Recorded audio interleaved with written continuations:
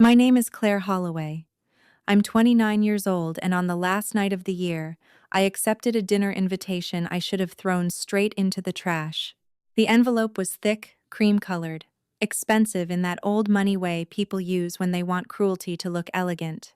It arrived at my apartment in Boston with no handwritten note, no warmth, just a printed card inviting me to New Year's dinner at the family conservatory in Connecticut. I stared at it for a long time, because my body remembered before my mind did. That house had a way of smiling at me while sharpening the knife behind its back. I told myself I didn't have to go. I told myself I was too busy, too tired, too old to keep walking into rooms where love always came with a performance review. But then I made the mistake I always made with them. I let one small, stupid piece of hope survive. Maybe this time they just wanted one peaceful dinner. Maybe this time I wouldn't be treated like the family defect wheeled out for comparison. Then I remembered being 23, standing in that same glass room while everyone toasted my sister's promotion, and my father casually asking me in front of 12 people whether digging through dead people's paperwork was a real career or a hobby I'd eventually outgrow. I still went. I put on a black dress, pinned my hair back, and drove through the cold with my jaw tight and one thought I could not shake. If they had invited me out of pity, then they had badly misjudged what I was still capable of carrying out of that house. By the time I pulled into the long gravel drive, the sky was already turning that dark blue winter color that makes expensive houses look theatrical. The conservatory sat off the main house like a glass jewel box warmed by citrus trees and amber light. It should have looked beautiful. To me, it looked like a showroom for every humiliation I had ever learned to swallow. I handed my coat to a staff member, stepped inside, and felt the room shift in the familiar way it always did when my family had finally gathered the audience it wanted.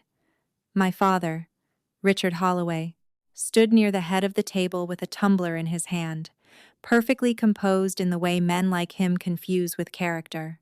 Beside him was my younger sister, Vivian, draped in cream silk and wearing the kind of confidence that only grows when nobody has ever made you earn your place in the room. She saw me first and smiled like a beautiful warning. "Cla, you actually came," she said. "Invitations usually imply that," I answered, "because in my family, if you did not arrive armed in sarcasm, then you arrived undefended." My father gave me a slow once-over and said that Boston must not have taught me how to avoid unwinnable situations. A few guests laughed into their glasses, grateful to play along without seeming rude. That was the Holloway way. Public cruelty wrapped in old money manners. Dinner unfolded exactly as I expected. Champagne flowed. Vivian described a luxury wellness campaign, as if she had personally cured insecurity. Richard praised her instincts, her polish, her understanding of value, then turned to me with a smile that never once meant safety. "Claire is still in archives and attics," he said, rescuing the reputations of dead collectors. I set down my fork and said that provenance research keeps museums from displaying stolen art and forged histories, so yes, I was still doing real work. Vivian laughed and said it always sounded noble when I said it fast. The guests laughed easier that time. They were warming up. I knew then with total clarity that I had not been invited to reconnect. I had been invited to complete the arrangement. I was the contrast, the cautionary tale, the shadow that made Vivian shine harder. My hands were cold under the table, not because I was weak, but because some old wound in me still hated how quickly they could pull me back into that role. The real cruelty waited until dessert, because that was when my father liked to perform. A dark chocolate tart had just been set in front of us when Richard leaned back, looked directly at me, and said, "We only invited you out of pity." I told Vivian it would look bad if we started the year without including you at least once. Silence hit the table first, then the wrong kind of laughter followed, the kind people use when they do not know if they are allowed to be horrified. Vivian lifted her glass and said lightly that I should not stay long because this level of success had to be exhausting for me to witness up close. Something inside me did not break. It became still. Richard kept going, saying that every family had one child who mistakes independence for drifting. That line might have landed a year earlier. But I had spent too much of my adult life building quiet expertise, legal ownership, and carefully documented history to let two insecure people decide I was unfinished. So I smiled. Not warmly, not bitterly, just enough to make Vivian narrow her eyes. What neither of them understood was that the Vermont cabin she had just mentioned with such casual possession was not theirs. It had never truly been theirs. My grandmother had left it to me because she knew exactly what kind of people her son and granddaughter became when admiration was involved. Richard used the cabin to impress investors and imply stability. Vivian used it for private client retreats and invitation-only branding weekends. Neither of them paid the taxes. Neither of them handled the maintenance. Neither of them seemed very interested in the deed that made it mine. They just relied on the fact that I had stayed quiet long enough for family mythology to harden into habit. While they kept talking, every insult stopped sounding personal and started sounding useful. Evidence has a different tone when you stop begging for affection. I left the table when coffee was served and crossed into the library that connected the conservatory to the main house. It was the only room in that house that had ever felt honest to me. Maybe because shelves do not pretend to love you while diminishing you. I called Daniel Mercer, my closest friend from graduate school and now an estate attorney in New York. He answered on the second ring and said I sounded like I was calling from inside a very expensive mystery novel. I told him I was at New Year's dinner and that my family had invited me to mock me in person. Then I gave him the short version. The pity line. Vivian's sneer. Richard turning me into after-dinner entertainment. When I finished, Daniel asked the kind of careful question only someone who truly knows you can ask. What are you trying not to say, Claire? I looked at the window and the winter branches moving against the dark. I want to sell the cabin, I said. He did not rush to fill the silence. He asked whether I wanted to do it because the property was valuable, or because it was the last place in that family that still hurt when I thought about losing it. Both answers were true. The cabin held the last memories I had of being happy before I understood who my family really was. My grandmother teaching me to split kindling, summer mornings on the dock, books stacked by the window. But nostalgia is not a legal strategy, and sentiment had been subsidizing people who humiliated me for sport. Daniel shifted into professional mode. The title was clean. No trust complications. No shared ownership. A buyer he knew had been looking for a discreet Vermont property. And because a web of expense accounts, utility lines, maintenance retainers, and hospitality cards still ran under structures tied to my authority, I could close what was mine without tampering with anything that was not mine. When the call ended, grief moved through me in one clear wave. It was not the thrill of revenge. It was the ache of finally choosing freedom over the last object that still connected me to the family I had wanted. I returned to the conservatory calmer than I had been all night. Richard looked up first and said they thought I had fled. I told him I had only needed a quiet room to make a decision. Vivian smiled with bored contempt and asked whether they should be worried. Yes, I said. The room changed instantly. I folded my napkin, set it beside my plate, and said I was selling the cabin. Vivian inhaled so sharply that one of the guests looked down at the table. Richard went rigid. Vivian said that was not funny. I told her I was not joking.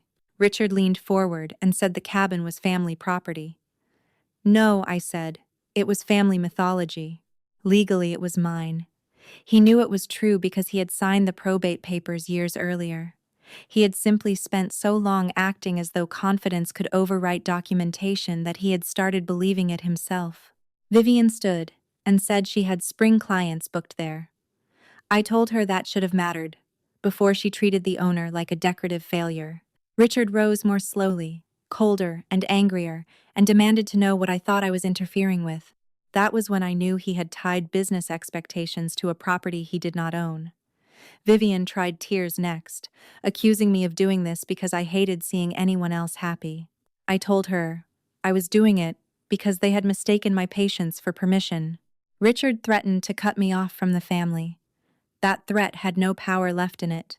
He had already spent years withholding love while using my compliance. I told him he could keep the name, and I would keep the deed. Before I left, I slipped my phone deeper into my clutch. While I had been in the library, I had set it to record, not for public humiliation, not for content, for proof.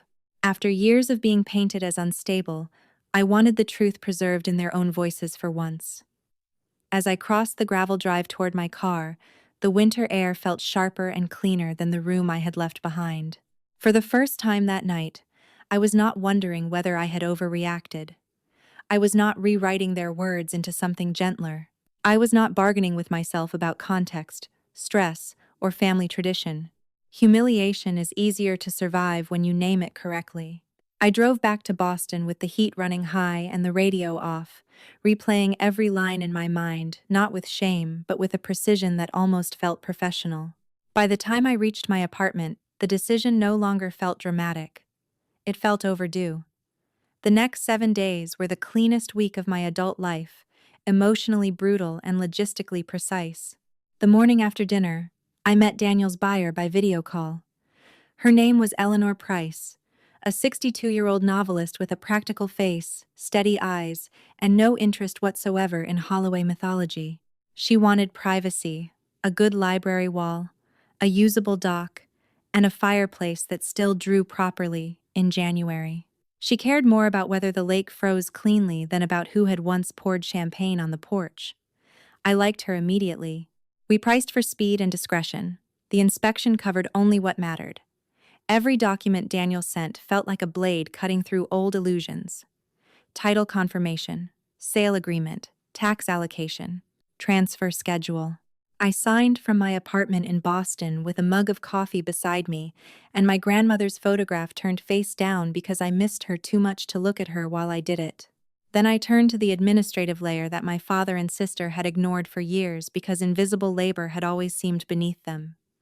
The cabin expense account came first, then the linked cards under it, then the hospitality reimbursement card Vivian used when she wanted private events to look effortless.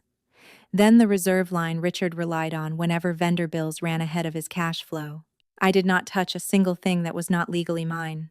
I did not falsify, sabotage, or dramatize. I simply closed the structures attached to property I owned and had now sold. Daniel kept repeating the same advice. No theatrics. Let institutions do the speaking. By day 4, the sale cleared. By day 5, the proceeds landed. What I felt was not triumph. It was the absence of dread. No inherited asset tethered me to their access anymore. No future weekend where I would be expected to smile, subsidize, and leave quieter than I arrived. That week taught me something important about the difference between sentiment and stewardship. I had been telling myself for years that preserving the cabin honored my grandmother. In truth, preserving it without boundaries had mostly protected people she would have seen through immediately. Selling it to Eleanor did not erase the mornings I spent there reading by the window or the summers when the dock felt like the center of the world. It only stopped those memories from being used as camouflage for entitlement. Eleanor sent a short note after the paperwork cleared, thanking me for trusting her with a place that obviously mattered. She promised to keep the library intact and restore the old porch rail by spring. I cried after reading that, not because I regretted the sale, but because decency from a stranger landed harder than anything my family had offered me in years. By day 6, the ripples were already moving through circles that had once treated my silence as infrastructure. Through one museum donor who knew someone in Vivian's orbit, I heard that she was scrambling to explain why a private Vermont retreat she had floated to an important client was suddenly unavailable. Through another contact, I learned one of Richard's prospective partners had asked about a summer weekend at the cabin because Richard had presented it as part of the stability surrounding his business expansion. That possibility was gone now. Not because I had exposed him publicly, but because he had built confidence around an asset he did not own. The first statements began landing on a Tuesday morning. Richard called at 7:12 with no greeting, only fury. He demanded to know what I had done because the Vermont expense account was closed, the reserve line was gone, and 2 cards had been terminated. I poured coffee before I answered. I told him I had closed accounts connected to property I sold. For a second he went silent, as if language itself had failed him. Then he said the sale had to be reversed because I had damaged ongoing business. I told him he had done that himself the moment he built business expectations on my property. He asked whether I understood what I had cost him. There it was again. Not the family. Not memory. Him. When anger stopped working, he went for the oldest family weapon there was. He said I would die alone if this was how I treated my own blood. I let him finish and said that at least I would die with my name off his paperwork. Then, I hung up. It was the quietest ending we had ever had, and somehow the most final. After I hung up, I stood in my kitchen and noticed that my hands were steady. That surprised me more than his threat. For years, every conflict with Richard had left a residue in me, a shaky exhaustion, a sick feeling that I had once again failed some unwritten family exam. This time, there was only clarity. He had no moral argument, no legal argument, and no emotional leverage that had not already been overused. All he had left was volume. So I turned my phone face down, opened my laptop, and reviewed the transfer confirmations one more time. Every date matched. Every document was complete. Every closure notice was exactly where it should be. It felt less like attacking someone, and more like finally balancing a ledger that had been distorted for years. Vivian arrived at my building 2 hours later because distance had never been her preferred medium. She trusted live performance more than phone calls. Even shaken, she looked immaculate in the way expensive people do when panic has a stylist. I met her in the lobby, not in my apartment. The second the doors closed behind her, she said I had ruined everything. She told me reimbursements had been reversed, old hospitality expenses were being questioned, and her firm was suddenly asking why she had used a private location that no longer sat under stable family control. I asked whether she understood how that looked. She fired back that I always wanted to watch them fall. That was the lie she needed most. Because if I had always wanted this, then she did not have to admit that she had built her superiority on my willingness to keep absorbing the cost. I told her I had wanted a family that did not invite me to dinner out of pity. That hit harder than anything louder would have. Then, she tried grief. She softened her voice, reminded me we grew up there, said it had been Grandma's place. I told her she was right, and that was exactly why it mattered that she and Richard had treated me like dirt while using it. She asked what I wanted from them. The answer surprised even me in how quickly it came. Nothing. That was the point. The final power was not making them beg. It was no longer needing the apology in order to proceed. When she whispered that her firm could fire her, I reminded her that dependence and superiority are not the same thing. She looked at me the way people do when a story they have told themselves for years stops holding together. Before she could pivot back into anger, I opened my phone and pressed play on the recording from the conservatory. I held it where only she could hear her own voice. Richard's threat, the pity line, her panic when I announced the sale. I had no intention of posting it anywhere. I just needed her to understand that the era of me being their unguarded target was over. Her face lost every trace of color. She asked whether I had recorded them. I told her I had documented my decision-making environment. She called it sick. I called it careful. Then I told her that if either of them kept threatening me, I would become much less sentimental about privacy. She left without another word. That evening the city darkened early, and I sat by my apartment window with a blanket around my shoulders, staring at the email confirming the final distribution from the sale. The cabin was gone. The accounts were closed. Their money was not literally gone. Not every dollar. Not every visible asset. What disappeared was the hidden structure that made them feel richer, safer, and more powerful than they truly were. The quiet support system. The undocumented convenience. The assumption that I would always be there to carry the legal and administrative weight while they mocked the kind of mind that kept those systems alive. Over the next several days, the consequences settled into place with almost clinical precision. Richard stopped calling after Daniel replied to a threatening message on my behalf. Vivian's name started circulating through her firm in the careful, polite way institutions use when they have not decided whether a person is a problem or a liability. A few relatives reached out with vague questions, then disappeared when I answered directly.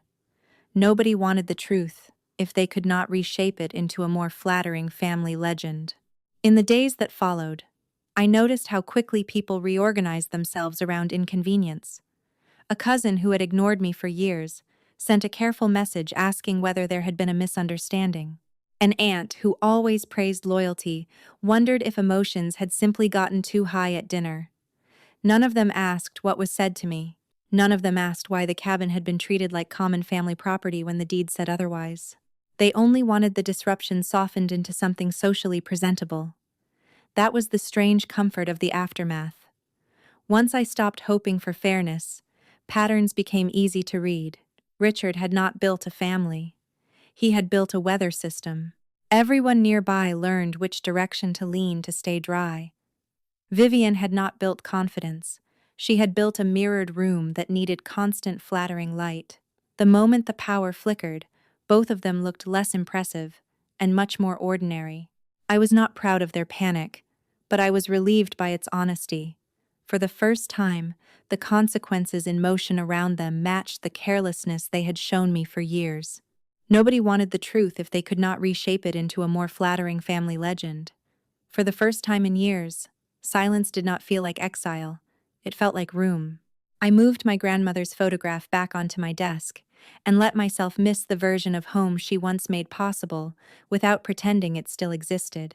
I donated some of the proceeds, invested most of the rest, and rented a small place on the Maine coast for a week in late winter just to hear what my own thoughts sounded like without interruption. There, with salt air pressing against the windows and no one asking me to play contrast in someone else's success story, I finally understood what had changed. I had not destroyed my family. I had removed myself from the scaffolding that held up their performance. Everything that fell afterward belonged to them. Richard invited me to dinner just to mock me. 1 week later, the cabin was sold, the accounts were closed, and the illusion of effortless Holloway prosperity had a hole in it shaped exactly like my absence. If there was revenge in that, it was quieter than people expect. No shouting, no public spectacle, no cruelty for its own sake, just documentation, boundaries, and the refusal to keep funding disrespect with sentiment. I was never the failure in that family. I was the buffer against reality, the one person doing the boring, exact, grown-up work that made everyone else look more secure than they were. Once I understood that, freedom stopped looking lonely and started looking honest. In Maine, I walked along the shoreline one freezing morning and realized that grief and relief can live in the same body without canceling each other out. I still loved the version of my father I had invented as a child. I still missed the sister I used to imagine might someday see me clearly. But loving an illusion is not the same as returning to it. Over the next month, I changed small practical things that would have seemed boring to anyone watching and life-saving to the person living them. I updated beneficiary records. I simplified accounts. I changed emergency contacts. I stopped using the Holloway holiday calendar that had been floating in my phone for years like a silent demand. I accepted 2 museum consulting projects I had once been too emotionally drained to pursue. I slept better. I laughed more easily with Daniel. I noticed that my apartment no longer felt like a temporary shelter between family ambushes. It felt like home. That was the deepest revenge of all, if it can even be called revenge. Their contempt no longer organized my week. Their approval no longer shaped my choices. Their money problems, reputation problems, and awkward explanations belonged to them because they had always belonged to them. I had simply been carrying some of the weight for free. Months later, when spring finally softened the cold, and Boston stopped looking like a city holding its breath, I understood why that dinner had become the turning point of my life. It was not because they had mocked me. They had done versions of that for years. It was because I finally believed my own version of events more than theirs. I believed the work I did had value even if it was quiet. I believed decency did not require self-abandonment. I believed being the least celebrated person in the room did not make me the least important one. Once those truths settled in, the old family script lost its grip. The next time my phone lit up with a Holloway number, I did not answer. And for the first time, that choice felt ordinary instead of tragic. That was how I knew the story was truly over. Not because the pain vanished, but because peace had finally become more familiar than pleasing them. The family I wanted never really existed. The peace I built afterward did. And that turned out to be worth far more than the inheritance they thought I should protect for them.